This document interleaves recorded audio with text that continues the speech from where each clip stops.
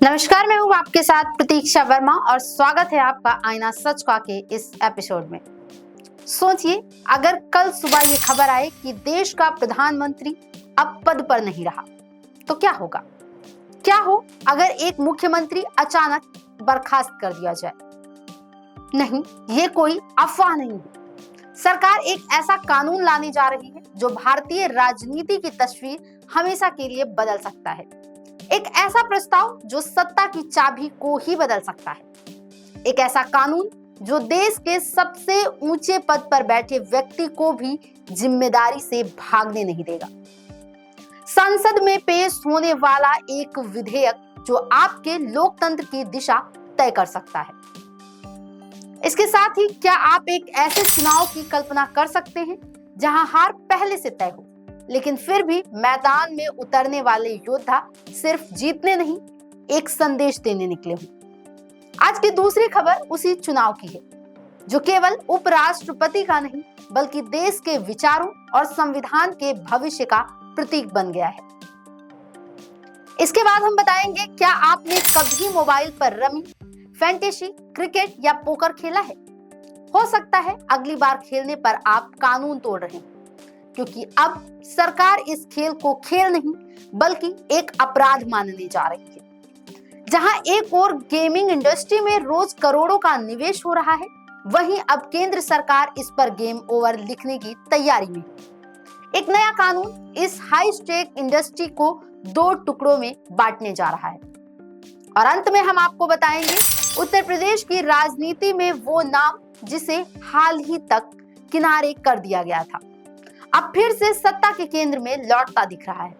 मुलाकातें हो रही हैं, तस्वीरें वायरल हो रही हैं और सवाल उठ रहे हैं कि क्या ब्रजभूषण शरण सिंह की वापसी की पटकथा लिखी जा चुकी है?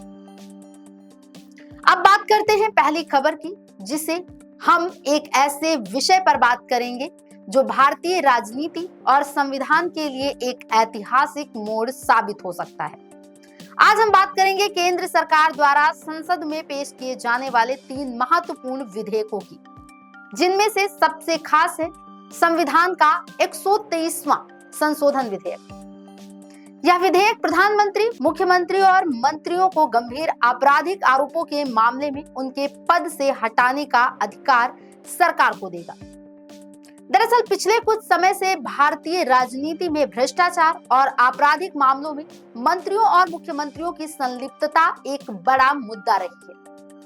अक्सर यह सवाल उठता रहा है कि क्या एक आरोपी व्यक्ति देश या फिर राज्य का नेतृत्व कर सकता है? इसी सवाल का जवाब देने के लिए केंद्र सरकार एक ऐसे कानून को लाने जा रही है जो इस समस्या का स्थायी समाधान प्रस्तुत करने का दावा करता है। तो चलिए इस मुद्दे को गहराई से समझते हैं।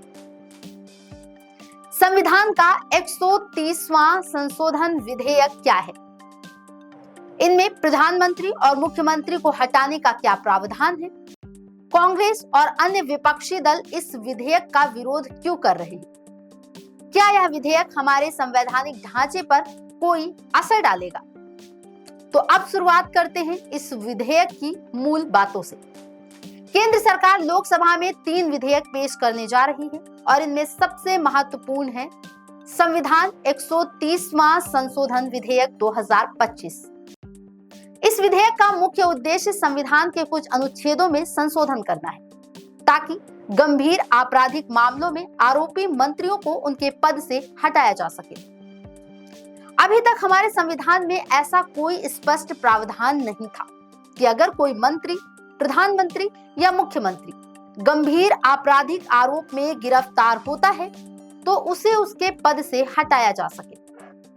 इस कमी को दूर करने के लिए सरकार ने संविधान के अनुच्छेद 75, 164 और 239 ए में संशोधन का प्रस्ताव रखा है। इस विधेयक के प्रमुख प्रावधानों को विस्तार से समझते हैं।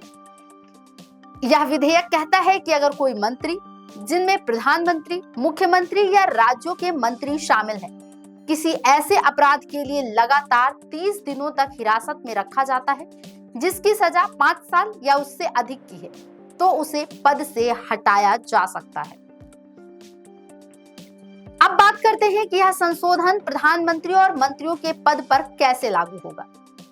हमारे संविधान का अनुच्छेद 75 प्रधानमंत्री और उनकी मंत्री परिषद के गठन के बारे में बताता है। नए संशोधन के अनुसार अगर कोई केंद्रीय मंत्री 30 दिन तक गंभीर अपराध के आरोप में जेल में रहता है तो राष्ट्रपति प्रधानमंत्री की सलाह पर उसे पद से हटा देंगे। अगर प्रधानमंत्री सलाह नहीं देते हैं तो 31वें दिन वह मंत्री अपने आप पद से हटा हुआ मान लिया जाएगा। और सबसे महत्वपूर्ण बात, अगर प्रधानमंत्री खुद कार्यकाल के दौरान 30 दिन लगातार ऐसे आरोप में जेल में रहते हैं तो उन्हें 31वें दिन तक इस्तीफा देना होगा। अगर वह ऐसा नहीं करते हैं तो उनका पद स्वतः समाप्त मान लिया जाएगा। यह प्रावधान एक अभूतपूर्व कदम है क्योंकि यह पहली बार प्रधानमंत्री को भी इस तरह के कानूनी दायरे में लाता है।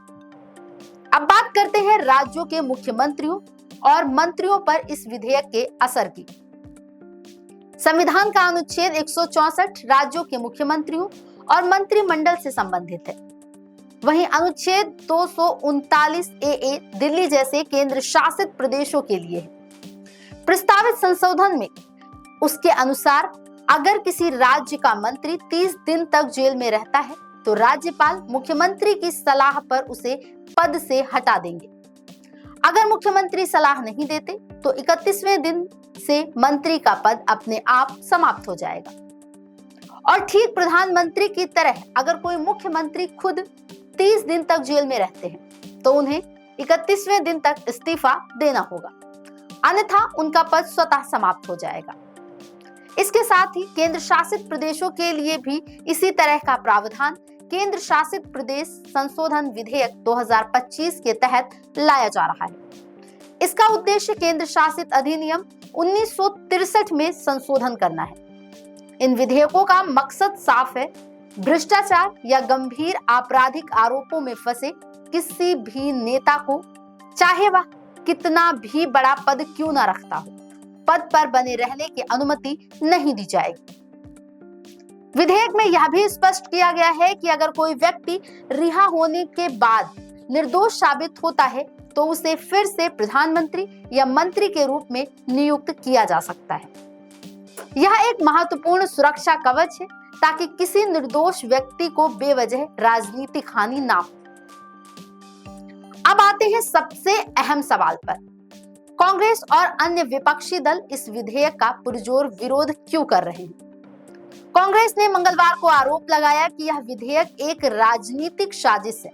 उनका कहना है कि केंद्र सरकार पक्षपाती केंद्रीय एजेंसियों जैसे प्रवर्तन निदेशालय, ईडी और केंद्रीय जांच ब्यूरो यानी सीबीआई का उपयोग करके विपक्षी दलों की सरकारों को अस्थिर करना चाहती है। उनका आरोप है कि सरकार इन एजेंसियों के माध्यम से विपक्षी मुख्यमंत्रियों को मनमाने ढंग से गिरफ्तार करवा सकती है और फिर इस नए कानून के तहत उन्हें पद से हटवा सकती है। यह आरोप गंभीर है क्योंकि यह हमारे संघीय ढांचे और केंद्रीय एजेंसियों की स्वायत्तता पर सवाल उठाता है।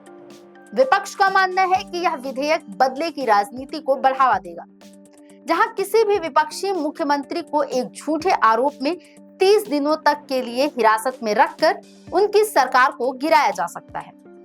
हालांकि सरकार का पक्ष है कि यह विधेयक भ्रष्टाचार के खिलाफ लड़ाई में एक मील का पत्थर साबित होगा।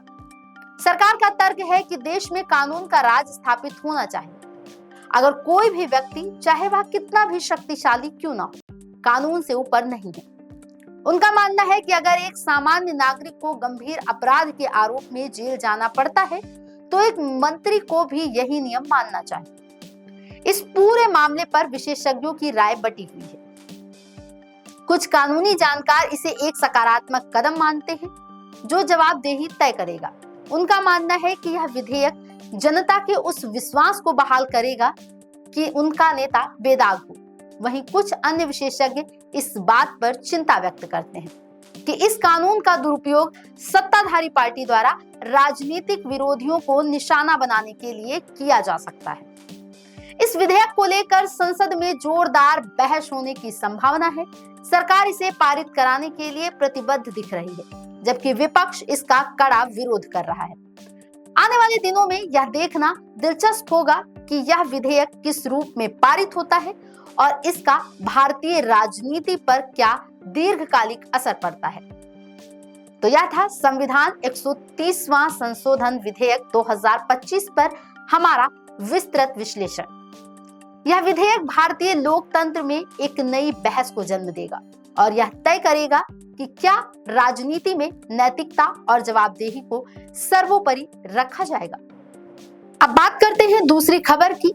आज हम एक ऐसे राजनीतिक मुकाबले की गहराई में उतरने जा रहे हैं जिसकी हार जीत का गणित तो पहले से ही तय माना जा रहा है, लेकिन फिर भी इस चुनाव ने देश की राजनीति में एक नई बहस छेड़ दी है। हम बात कर रहे हैं उपराष्ट्रपति चुनाव 2025 की, जहां एक और बीजेपी के नेतृत्व वाले एनडीए ने अपने पुराने साथी और अनुभवी नेता सीपी राधाकृष्णन को मैदान में उतारा है। वहीं कांग्रेस के नेतृत्व वाले इंडिया ब्लॉक ने सुप्रीम कोर्ट के पूर्व जज बी सुदर्शन रेड्डी को संयुक्त उम्मीदवार बनाकर इस मुकाबले को सिर्फ एक चुनाव नहीं बल्कि एक वैचारिक लड़ाई का नाम दे दिया है। उपराष्ट्रपति चुनाव का गणित क्या कहता है? हार तय होने के बाद भी विपक्ष ने सुदर्शन रेड्डी को क्यों उतारा? विपक्ष की इस रणनीति के पीछे क्या सियासी मकसद छिपे हैं?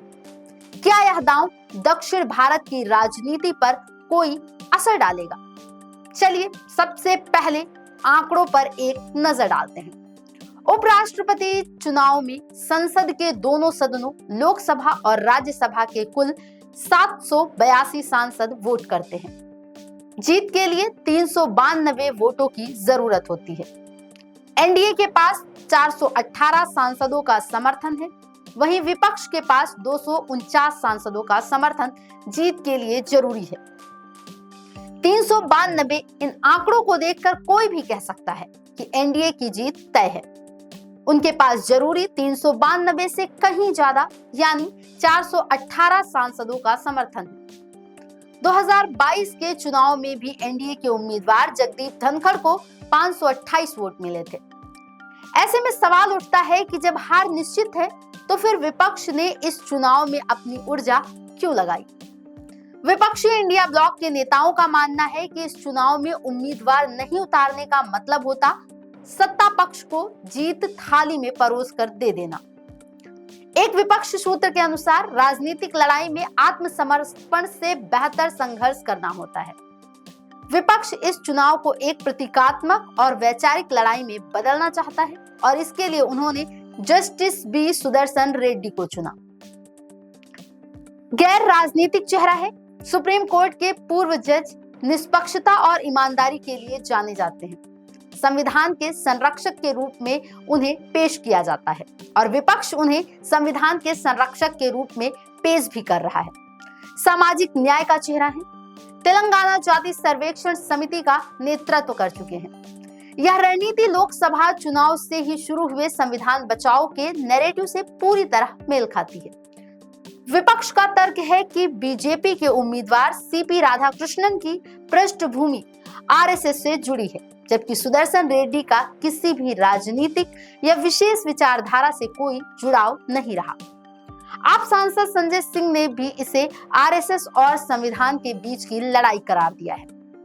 सुदर्शन रेड्डी की उम्मीदवारी ने इंडिया ब्लॉक में फिर से जान फूंकने का काम किया है। 2024 के लोकसभा चुनाव के बाद कुछ मतभेद सामने आए थे, लेकिन इस चुनाव में विपक्ष पूरी तरह एकजुट नजर आ रहा है। टीएमसी का भी समर्थन मिल रहा है। 2022 के चुनाव में मतदान से दूर रहने वाली ममता बनर्जी की पार्टी इस बार पूरी मुस्तैदी से विपक्ष के साथ खड़ी है। आपका वापस आना। इंडिया ब्लॉक से अलग हो चुकी आम आदमी पार्टी ने भी इस उम्मीदवारी का समर्थन किया है। आप नेता डेरेक ओ ब्रायन ने दिल्ली के मुख्यमंत्री अरविंद केजरीवाल से मुलाकात कर इस पर आम सहमति दी। यह साफ है कि कांग्रेस और इंडिया ब्लॉक सुदर्शन रेड्डी के नाम पर बिखरे हुए विपक्ष को फिर से एक मंच पर लाना चाहते हैं। यह एक बड़ा कदम है जो आने वाले समय की राजनीति की दिशा तय करेगा। इस उम्मीदवार का सबसे बड़ा असर दक्षिण भारत की राजनीति पर पड़ सकता है। बी सुदर्शन रेड्डी का जन्म आंध्र प्रदेश के रंगारेड्डी जिले में हुआ था, जो अब तेलंगाना का हिस्सा है। इस तरह वह दोनों तेलुगु राज्यों के नेता हैं। विपक्ष ने इस उम्मीदवार को उतारकर आंध्र प्रदेश के मुख्यमंत्री जगन मोहन रेड्डी और एनडीए के सहयोगी चंद्रबाबू नायडू को मुश्किल स्थिति में डाल दिया है। दोनों नेताओं के लिए एक तेलुगु शख्सियत को उपराष्ट्रपति पद के लिए समर्थन न देना राजनीतिक रूप से आसान नहीं होगा। कांग्रेस ने जगन मोहन रेड्डी पर डोरी डालने की कवायद शुरू कर दी। वहीं विपक्ष के कुछ नेता चंद्रबाबू नायडू से भी उनके पुराने ताल्लुकात के आधार पर संपर्क साधने की कोशिश कर सकते हैं। कांग्रेस की यह रणनीति सिर्फ चुनाव जीतने के लिए नहीं है, बल्कि यह बीजेपी के लिए दक्षिण भारत में मुश्किलें पैदा करने की कोशिश है, खासकर तब जब सीपी राधाकृष्णन भी दक्षिण भारत यानी तमिलनाडु से आते हैं। जस्टिस सुदर्शन रेड्डी के पृष्ठभूमि विपक्ष के लिए एक बड़ा हथियार है। वह सुप्रीम कोर्ट के पूर्व न्यायाधीश होने के साथ साथ तेलंगाना में कांग्रेस सरकार द्वारा किए गए जाति सर्वेक्षण की समिति का नेतृत्व भी कर चुके हैं। विपक्ष उन्हें सामाजिक न्याय का पुरोधा बनाकर पेश करने की कोशिश करेगा। उनकी यह पृष्ठभूमि उन दलों को भी आकर्षित कर सकती है जिनका जनाधार दलित और ओबीसी वोट बैंक पर निर्भर है। कर्नाटक में भी वह अनौपचारिक रूप से जाति सर्वेक्षण में मदद कर रहे हैं। यह सब एक बड़ा राजनीतिक नैरेटिव गढ़ने की कोशिश है। तो साफ है, यह उपराष्ट्रपति चुनाव सिर्फ हार जीत का खेल नहीं है, यह उससे कहीं ज्यादा है। यह विपक्ष का एक प्रतीकात्मक और रणनीतिक दांव है, जिसका मकसद न सिर्फ अपनी एकजुटता दिखाना है, बल्कि बीजेपी के खिलाफ संविधान बनाम विचारधारा का नैरेटिव भी मजबूत करना है। इस चुनाव के नतीजे तो शायद ही चौंकाने वाले हों, लेकिन इसके पीछे की राजनीति ने यह साफ कर दिया है कि 2024 के बाद की भारतीय राजनीति में संघर्ष का अध्याय अभी खत्म नहीं हुआ है। अब बात करते हैं हमारी तीसरी खबर की। एक वक्त था जब ऑनलाइन गेमिंग सिर्फ मनोरंजन का जरिया था, लेकिन आज यह लाखों करोड़ों की एक विशाल इंडस्ट्री बन चुका है। भारत में ऑनलाइन गेम सिर्फ टाइम पास नहीं, बल्कि कमाई का एक बड़ा साधन बन गए हैं। लेकिन अब सरकार इस पर नकेल कसने की तैयारी में है। आज हम बात करेंगे केंद्र सरकार द्वारा लाए जा रहे ऑनलाइन गेमिंग बिल की, जिसे कैबिनेट से मंजूरी मिल चुकी है। यह बिल क्या है, इसका उद्देश्य क्या है और इसका गेमिंग इंडस्ट्री और खिलाड़ियों पर क्या असर होगा, आज हम इस पर विस्तार से चर्चा करेंगे। आज की हमारी चर्चा के मुख्य बिंदु होंगे, पहला, रियल मनी गेम्स क्या है और ये कैसे काम करते हैं, सरकार इस बिल को क्यों ला रही है, बिल में क्या प्रावधान है और क्या सजा हो सकती है, इस बिल का गेमिंग इंडस्ट्री और रोजगार पर क्या असर होगा, रियल मनी गेम्स क्या है, इन सब पर हम बात करेंगे। और सबसे पहले यह समझना जरूरी है कि सरकार किस तरह के गेम्स को बैन करने की बात कर रही है। जिन गेम्स पर प्रतिबंध लगाने की तैयारी है, उन्हें रियल मनी गेम्स कहा जाता है। आसान शब्दों में कहें तो ये वो गेम्स हैं जहां खिलाड़ी असली पैसे लगाकर गेम खेलते हैं और जीतने पर उन्हें कैश प्राइज मिलता है। पोकर, रमी, फैंटेसी क्रिकेट और कुछ लूडो गेम्स यहाँ सबसे बड़े उदाहरण हैं। यहाँ जीतने के लिए किस्मत या सट्टेबाजी का सहारा लिया जाता है, लेकिन एक बात बिल्कुल साफ होनी चाहिए, BGMI, call of duty, free fire या GTA जैसे गेम्स इस दायरे में नहीं आते।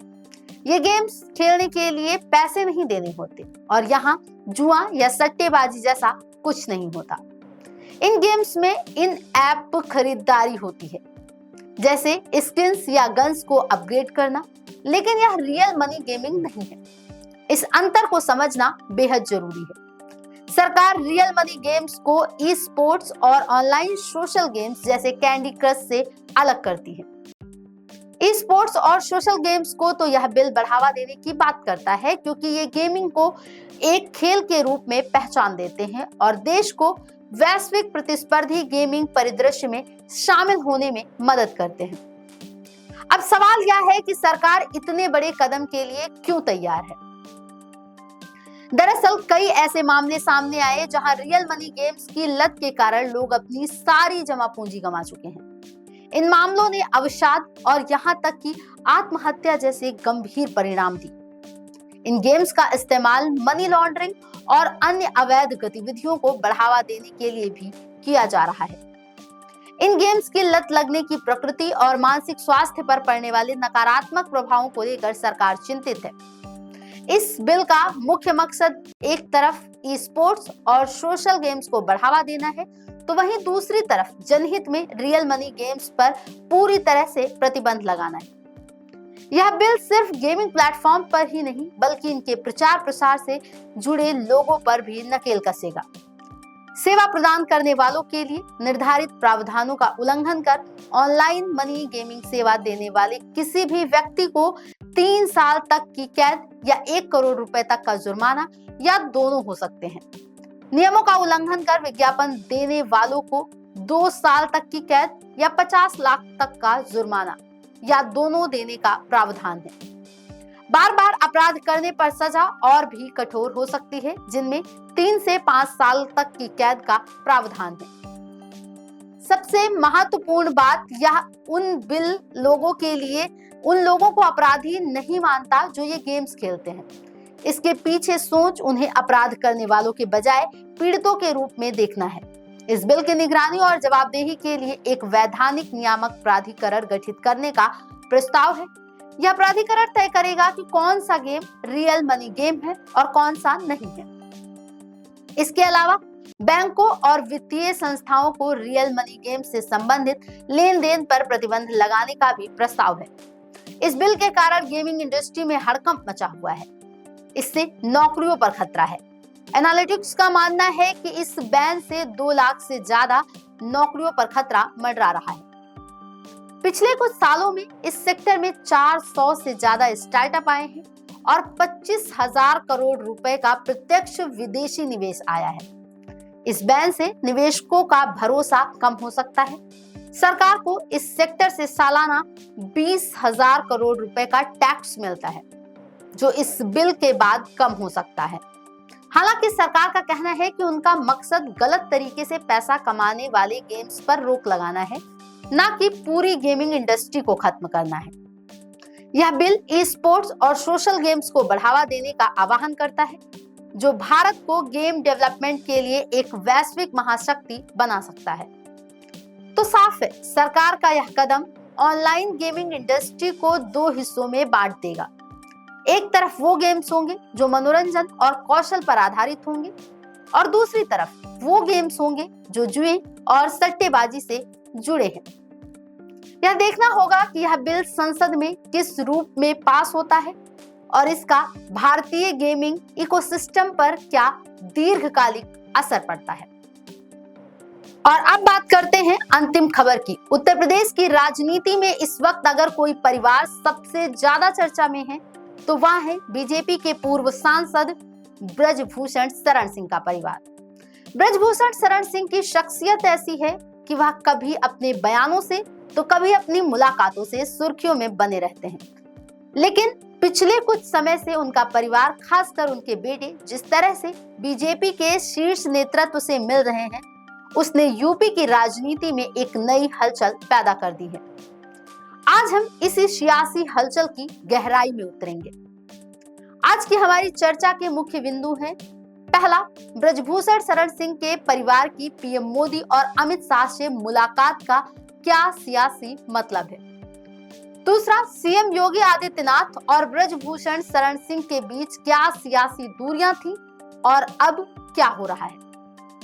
इसके साथ ही लोकसभा चुनाव के बाद यह परिवार फिर से क्यों सक्रिय हो गया है।